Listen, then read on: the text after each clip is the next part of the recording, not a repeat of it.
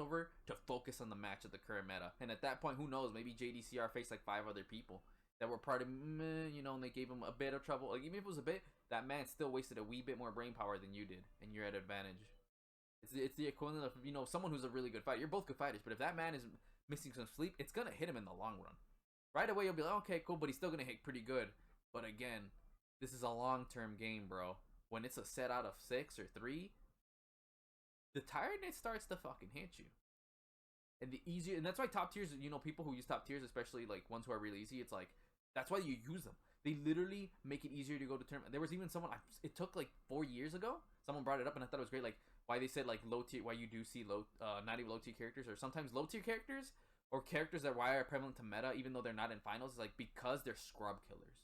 And he said, having a character that's easy to use is so valuable for the pool meta. That's something that nobody talks about. It's like, that's why you have secondaries and thirds. And then you don't whip out your main until you know you're in the big deal. Because that's your dude you use your energy for.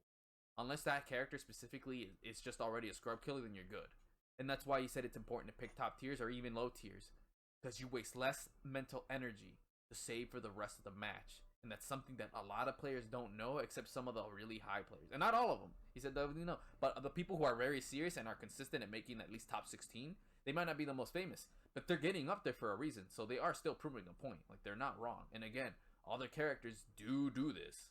You know, like, there are people who have won Evo before and have actually done this. A good example is Infiltration. That man literally is like the pinnacle example of that shit. And that's how he made it. You know, he's, and even for certain matchups, he's like, fuck it, I know this is a bad matchup for him. Boom, I'm gonna pick this character. I mean, bro, he literally picked freaking, like, come on, everybody knows this man picked fucking Hakan against Balrog because it's a bad matchup for Balrog, purely because of that and to throw his enemy off. And I think he was already pretty exhausted by that point, and they both were, but he's like, no, now I can just fuck with him, play the match, and basically not waste any mental energy and focus on reading him. And that's exactly what he did, and he fucking won that shit.